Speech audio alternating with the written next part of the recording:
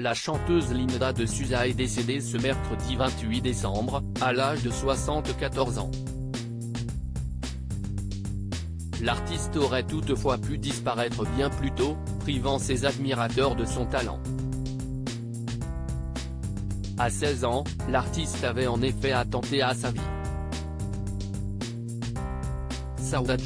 Si est sans doute le mot de la langue portugaise entre mélancolie, nostalgie et chagrin, qui décrit le mieux le sentiment qui étreint, aujourd'hui, le cœur des fans de Linda de Souza. L'artiste de 74 ans, gloire des années 80, s'est éteinte ce mercredi 28 décembre. Si est son agent, Fabien Lecoeuvre, qui l'a révélé ce matin dans un communiqué publié sur les réseaux sociaux. Son fils João et moi-même, avons la douleur de vous apprendre le décès ce matin à 10h10, de Madame Linda de Souza, à l'hôpital de Gisors, où elle avait été transférée très tôt ce matin même, pour insuffisance respiratoire et positive au Covid-19, pouvait-on lire. Née Olinda Joaquina de Souza Lança, Linda de Souza avait quitté son pays natal, le Portugal, à la fin des années 60.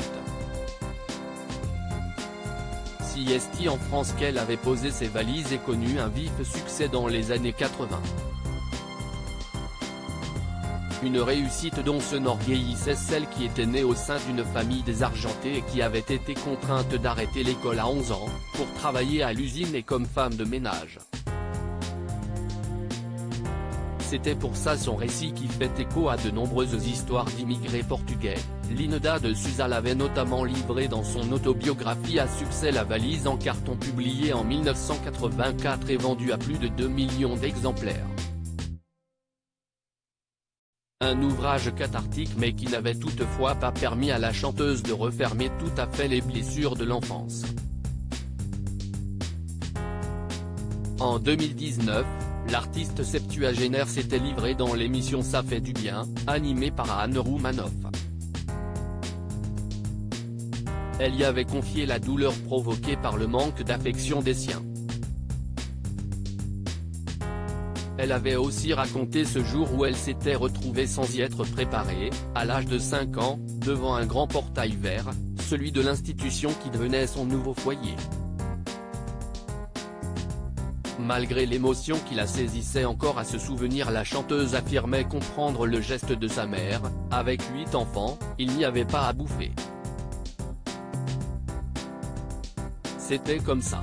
Dans cet orphelinat, il n'y avait pas que moi, il y en avait d'autres.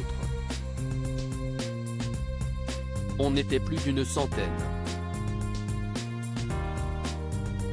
Dans la foulée, Linda de Souza avait évoqué son désir de mort à l'âge de 16 ans. Avec le recul, la chanteuse affirmait sincère et lucide sur ses motivations, « J'ai 71 ans, maintenant. Avec le temps, avec l'âge. Tout ce que j'ai pu faire était pour attirer l'attention. C'était juste pour ça. » Un peu plus loin dans l'interview, l'artiste avait révélé qu'elle avait trouvé une forme d'apaisement, en fondant sa propre foyer. « J'ai été maman à 20 ans, João a désormais 54 ans, note de la rédaction. C'est à partir de là que j'ai su ce que voulait dire aimer. Une histoire qui pourtant n'aura pas non plus été de tout repos. Se remet-on jamais tout à fait des blessures de l'enfance ?